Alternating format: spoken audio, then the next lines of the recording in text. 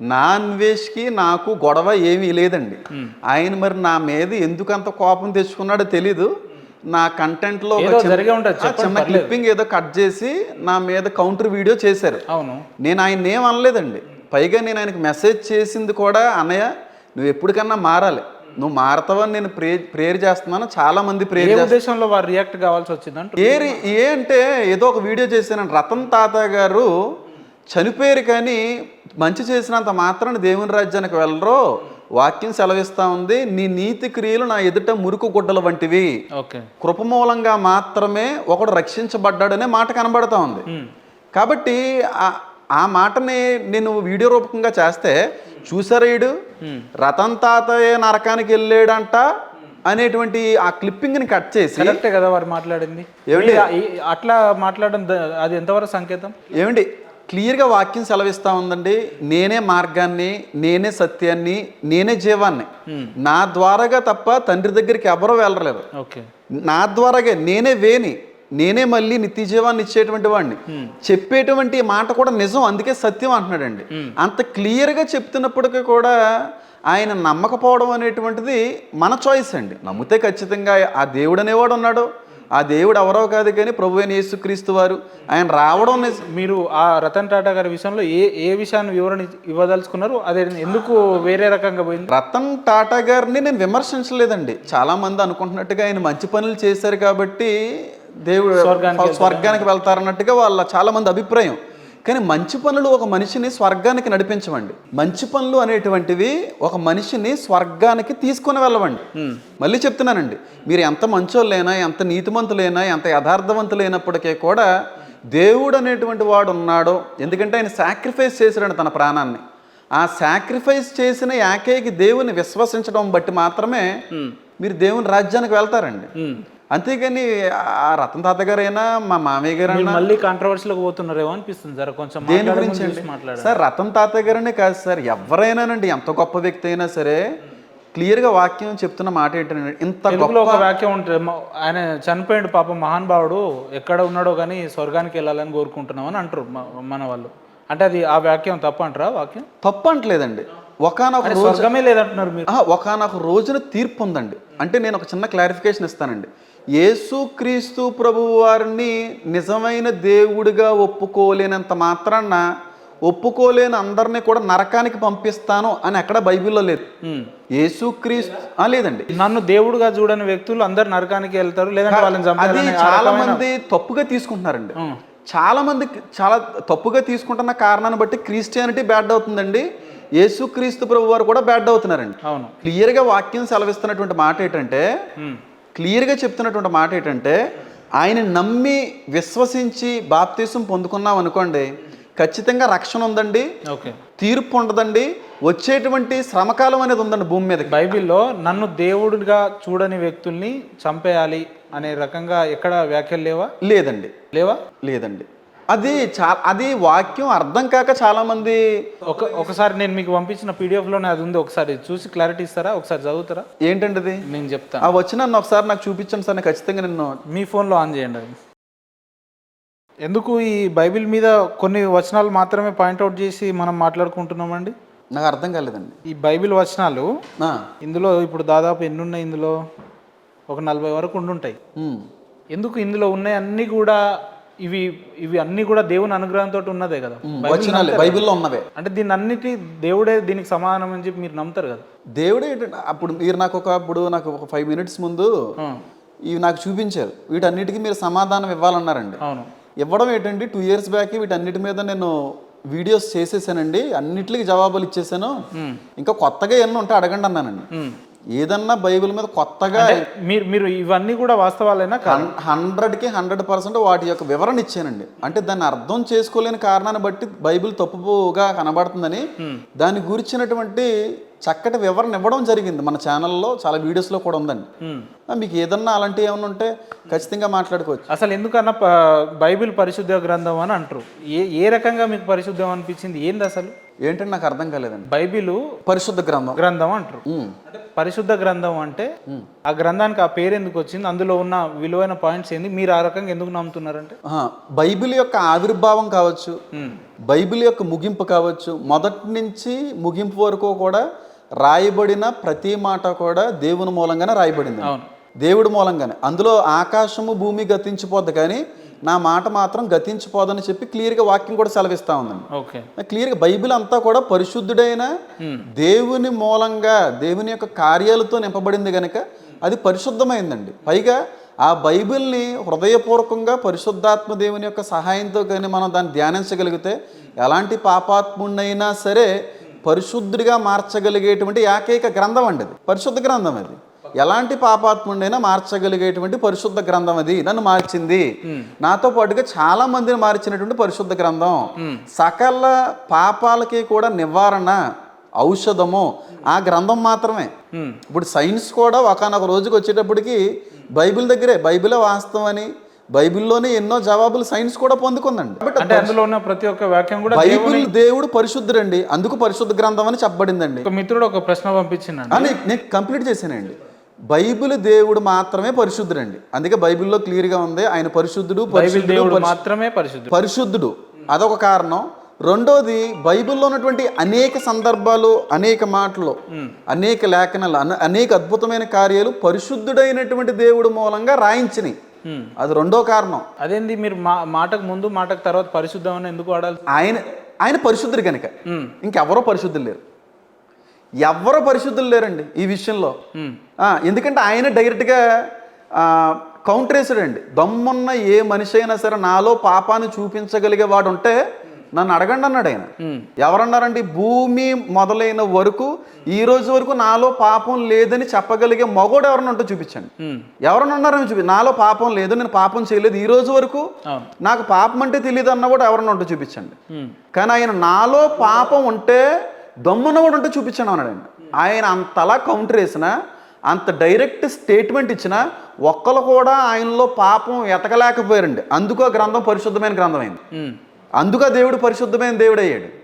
ఈ రోజుకి బైబిల్ గ్రంథంలో యేసుక్రీస్తు ప్రభు వారి యొక్క ప్రస్తావన ఆది నుంచి ముగింపు వరకు ఏ పాపం అయినా ఏ చోట అయినా చూసి చేసినట్టుగా ఆయన జరిగించినట్టుగా ఒకటి చూపించండి. మీరు అంత కాన్ఫిడెన్స్గా మాట్లాడుతున్నారు కాబట్టి మీతోనే ఈ క్వశ్చన్ చదివిపిస్తా. ఒక్కసారి ఇది పైన ఉన్న క్వశ్చన్ చదవండి. ఇది థమ్స్, 2 థమ్స్ కింద ఉన్న క్వశ్చన్ చదవండి, మీరు వినిపించండి కొంచెం. 2 థమ్స్. వ్యభిచారం పెరిగిపోయిందని సొదొమ గొమొర్ర నగరాన్ని యెహోవా దేవుడు భస్మం చేసేస్తాడు. రైట్. అంటే దాని అర్థం ఏంటి? మరి లోతు కూతులు ఇవన్నీ ఎవరో పాపం, మీరు చెప్పండి. సొదొమ గొమొర్రాన్ని ఎందుకు నాశనం చేస్తాడు అంటున్నారండి. అంటే మీరు వినగలిగే ఓపిక మీకుంటే, అసహించుకోనంటే, ఆయన చేసింది కరెక్ట్ అని నేను చెప్పిన తర్వాత మీరు ఒప్పుకోకపోతే నేను వేస్ట్ అండి. ఇంకా సొదొమ గొమొర్రాని దేవుడు అనేవాడు కాల్ చేశాడు, దేవుడు అవుతాడని అంటున్నారు వాళ్ళు. అవునండి. సొదొమ గొమొర్ర అనేటువంటి పట్టణం అండి పాపంతో నింపబడిన పట్టణం. అక్కడ ఎలాంటి పాపం జరిగేది అంటేనండి, స్వలింగ సంపర్కం జరిగేది. అంటే గేస్ ఉండేవారండి అక్కడ. ఒక మగవాడు కానీ ఆ ప్రాంతంలోకి వస్తే మగవాడిని విడిచిపెట్టేవారు కాదండి. ఆ మగవాడిని బలవంతంగా అత్యాచారం చేసి చంపేసేవారండి. స్వలింగ సంపర్కం ఇప్పుడు కూడా కల్చర్, ఇది ఒక కొత్త కల్చర్ వచ్చింది. ఆ రోజు ఉంది ఆ కల్చర్. ఆ కల్చర్ పూర్తిగా నాశనం చేయడానికి దేవుడు ఆ పట్టణాన్ని శిక్షించాడు. కానీ ప్రపంచవ్యాప్తంగా మళ్ళీ ఈ కల్చర్ మొదలైపోతుంది. పెరిగిందని ఆ నగరాన్ని భస్మం చేసి వ్యభిచారం అని అనకండి సార్, స్వలింగ సంపర్కం అండి. గే అంటే ఒక మగాడుతో సెక్షువల్గా కలవడం అనేది గే, వాడు గే అవుతాడు. ప్రస్తుతం ప్రపంచంలో LGBTQ జరుగుతుందండి. లెస్బియన్, గే, బైసెక్షువల్, ట్రాన్స్జెండర్ అనేటువంటి అది పూర్తిగా దేవుని యొక్క సృష్టికి, దేవుని యొక్క ధర్మానికి వ్యతిరేకమైనది, విరుద్ధం. మరి ఒక మగోడై ఉండి చిన్నపిల్లలు లేరు, పెద్ద పిల్లలు లేరు, ముసలోళ్ళు సైతం ఒక మగోడిని అత్యాచారం చేసి చంపేస్తూ ఉండేవారు.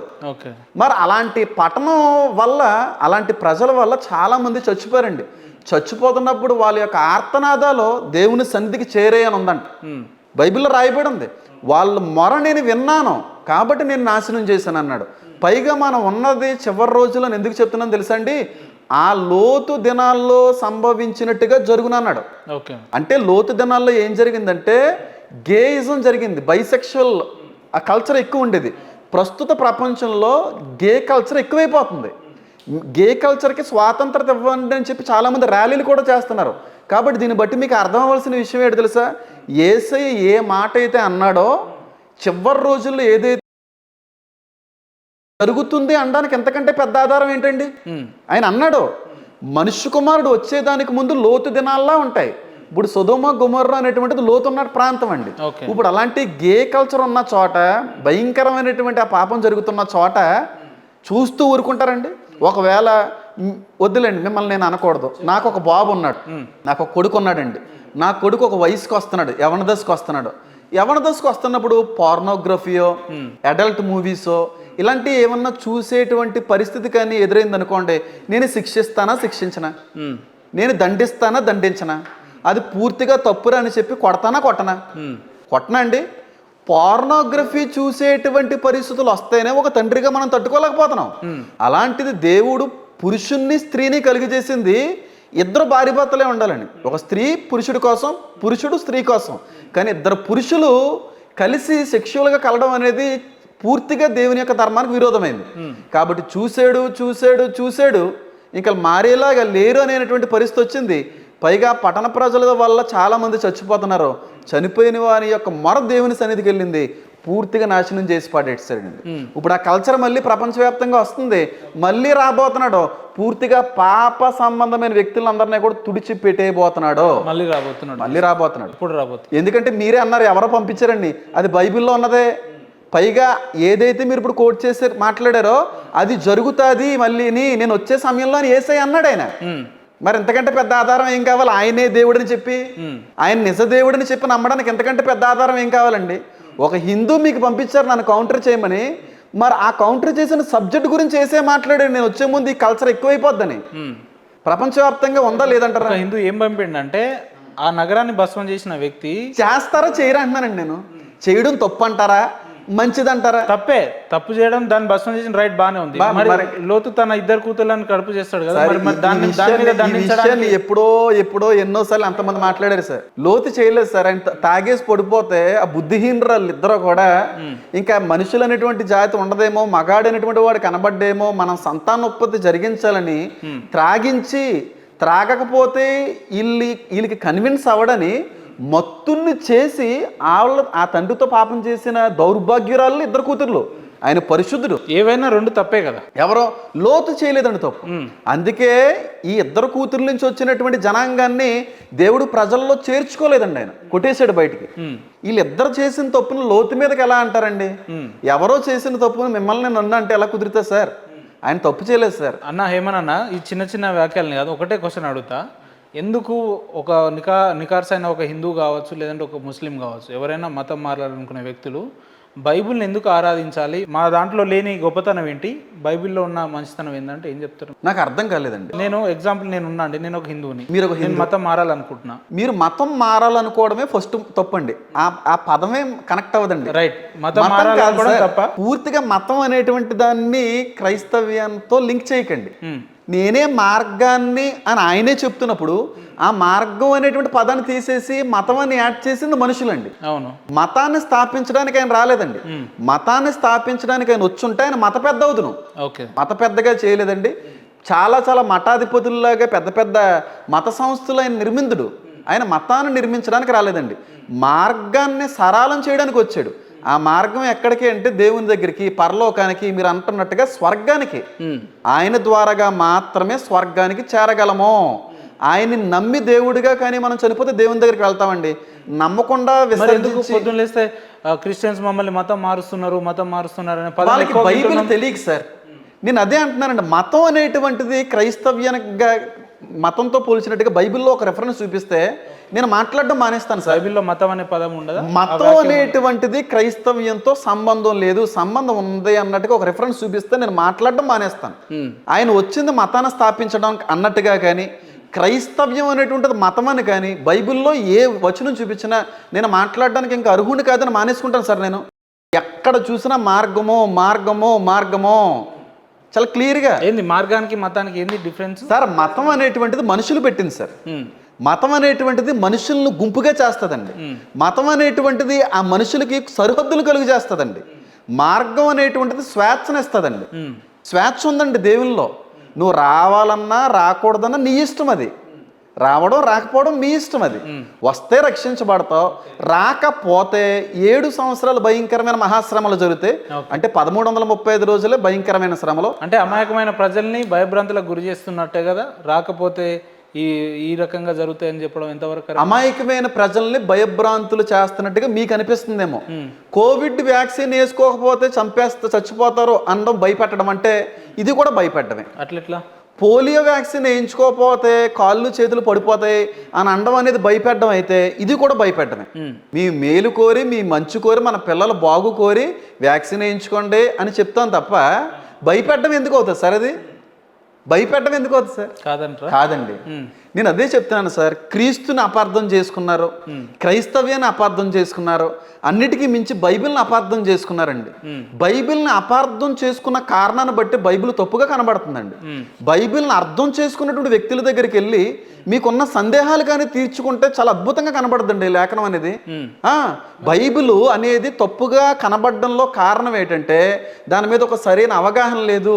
పరిశుద్ధాత్మ దేవుని యొక్క సహాయంతో చదవకపోవడం వల్ల బైబిల్ అర్థం కావట్లేదు. మరి బైబిల్ని మీలాంటి పాస్టర్లు క్షేత్రస్థాయిలో ఎందుకు దానికి అంటే ప్రజలకు తీసుకుపోవడానికి మీరు ఎందుకు కృషి చేస్తలేరు, ఎందుకు విఫలమయ్యారు? అంటే బైబిల్ని అర్థమయ్యేటువంటి విధంగా చెప్పడం కంటే కూడానండి అర్థం చేసుకునే విధంగా మనుషులు లేకపోయారండి. దానికి కారణం చాలా ఉన్నాయి, కానీ చెప్పాలనే ప్రయత్నాలు మేము ఎన్ని చేస్తున్నా ఇలా రాధా మనోహర్ దాస్ గారు లాంటి వాళ్ళు, కొంతమంది పెద్దలు ఉన్నారండి, లలిత్ కుమార్ అన్నగారు కావచ్చు, కరుణాకర్ గారు కావచ్చు, ఇలాంటి వాళ్ళు వాక్య వక్రీకరణ చేయడం వల్ల కూడా మా ప్రయత్నాలన్నీ కూడా విఫలయత్నాలు జరుగుతున్నాయండి. స్వేచ్ఛ అనేటువంటిది ఎక్కడ ఉంది సార్? ఒకప్పుడు వరకు ఉంది, కానీ ఈ రోజున ఎంతగా మేము సువార్త ప్రకటించాలన్నా ఏదో రకమైన ఆటంకం. మతాలు మార్పిచ్చేస్తున్నారండి, ఇంటింటికి వచ్చి వాళ్ళని వీళ్ళు బలవంతం చేస్తున్నారని చెప్పి సువార్తకి మాకు స్వాతంత్రత ఎక్కడ ఉంది సార్? కాదంటారా? ఏదో పాంప్లెంట్లు పంచడం, లేదంటే ఒక చిన్నపాటి వెహికల్ వేసుకొని ఊర్లలో గ్రామ స్థాయిలో వెళ్ళడం, దేవుని గురించి ఒక చెప్పడం, ఇష్టం లేదన్నా కూడా పాంప్లెంట్ ఇచ్చి చదవడం, దేవుడు మిమ్మల్ని ఇష్టం లేదని చెప్పి బలవంతంగా ఎక్కడన్నా పోనీ బాప్తీసాలు ఇచ్చినట్టు కానీ బలవంతంగా క్రిస్టియానిటీలోకి తీసుకెళ్ళినట్టు కానీ ఎవరైనా కనబడితే బలమైన చట్టాలు తీసుకురండి, చట్టపరమైనటువంటి చర్యలు తీసుకోండి, తప్పేముంది? ఎక్కడా బలవంతపు మత మార్పిడి జరగలేదే, ఎక్కడో కూడా బలవంతంగా ఏ ఒక్కరికి కూడా బాప్తీసం ఇవ్వలేదు. మార్పిడి జరుగుతుంది కదా ఎక్కడ? అదే చెప్తున్నాను సార్. మతం అనకండి సార్, అది మీరే చెప్తున్నారు కాబట్టి చెప్తున్నా. లేదు, మతం కాదు సార్ అది. అసలు ఈ రోజు మేము విఫలయత్నం చెందారు, పాస్టర్లు ఎందుకు విఫలయత్నం చెందారు, మరి మంచిని అర్థమయ్యే విధంగా ప్రజలకు బోధించవలసింది మీరు ఎందుకు ఇలా ఫెయిల్ అయ్యారు అంటున్నారు. ఫెయిల్ ఎక్కడ అవ్వలేదండి, ఖచ్చితంగా మేము సక్సెస్ అయ్యాము, ఇంకా సక్సెస్ అవుతాం. క్రైస్తవ్యాన్ని ఈ దేశంలో కొంతమంది ఎంత తొక్కేయాలనుకుంటే, మనోహర్ దాస్ గారు ఎంత తొక్కేయాలనుకుంటే అంత పైపైకి లేచిపోద్దండి క్రైస్తవ్యం. క్రైస్తవ్యం జోలికి రావడం చాలా తప్పండి. దాన్ని అనగదొక్కేద్దాం అనుకుంటే, దాన్ని లేకుండా రూపు మాపలు లేకుండా చేసేద్దాం అనుకుంటే ఇంకా ఎక్కువగా అది విజృంభిస్తుంది తప్ప క్రైస్తవ్యాన్ని మాపేటువంటి మనిషి లేడు, రాలేడు.